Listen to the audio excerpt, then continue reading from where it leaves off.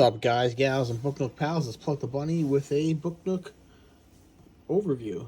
That's right, it's my final thoughts on Kyoto Snow Whisperer by Cute Bee, which you can see spinning on the platform in front of us.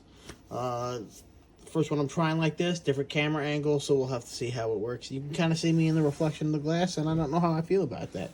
So, let's get into it. Looking at the outside first, I think it's really beautiful. You can see they have like the faux wood paneling.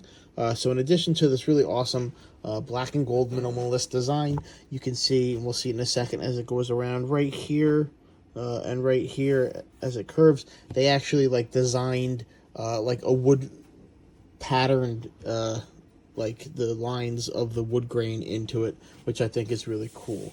Let's pause it for a second here. Right, we'll rotate it a little bit.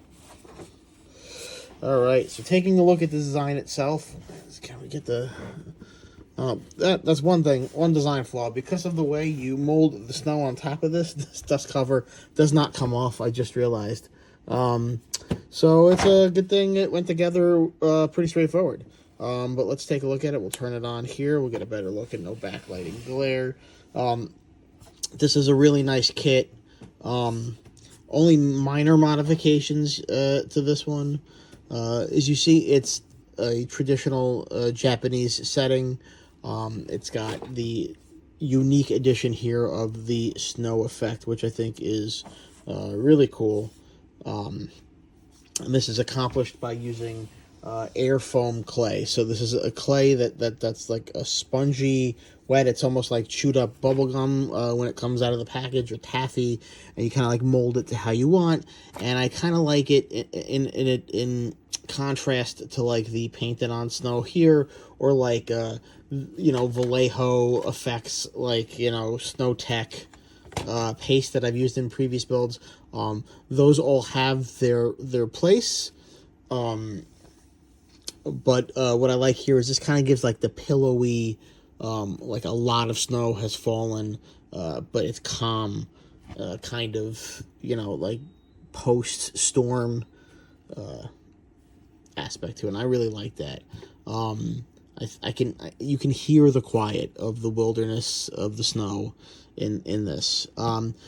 Because there is white edges here, there was a lot of white edge painting, and painting white edges for me is always a nightmare. Someone did recommend to me Posca acrylic markers for white.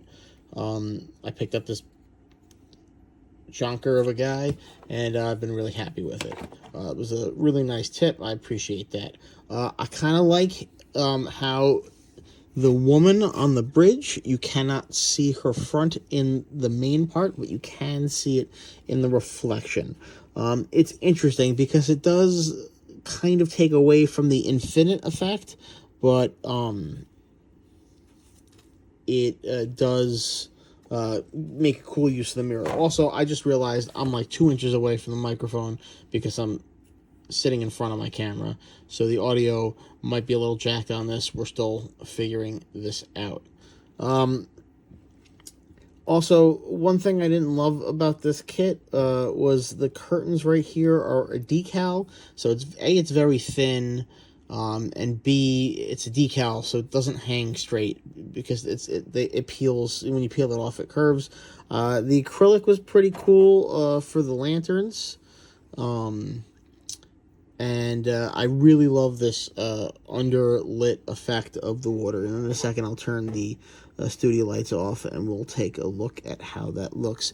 Only minor customizations here. I did add more snow, so I did pick up a bigger pack. And if you can see in the back right here, that dog, there you go. That dog was a 2D dog that I replaced with a 3D dog because, of course, that looks better. So let's get it spinning so we can really get the full effect.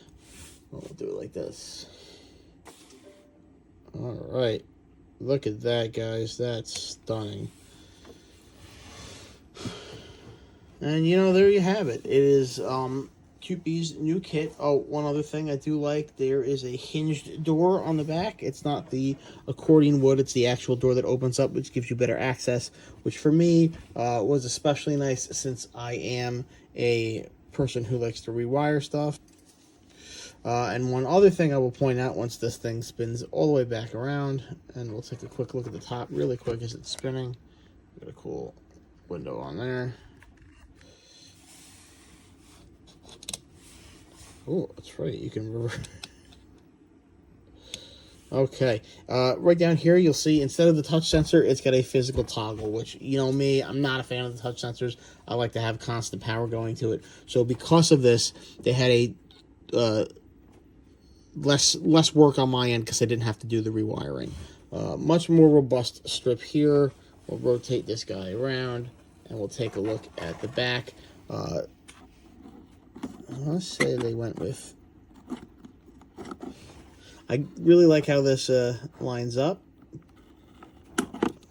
All right, and yeah, you can see right here, there's a 3 AA box. I'm sorry, 3 AA box, as opposed to the Book Nook standard 2 AA's.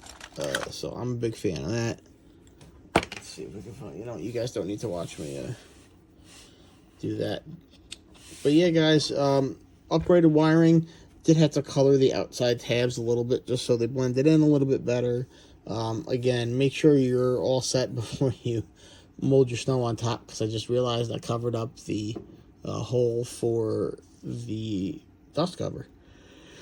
But that's it. This is the QB Kyoto Snow Whisperer, one of their newest kits. I really liked it. It was something different.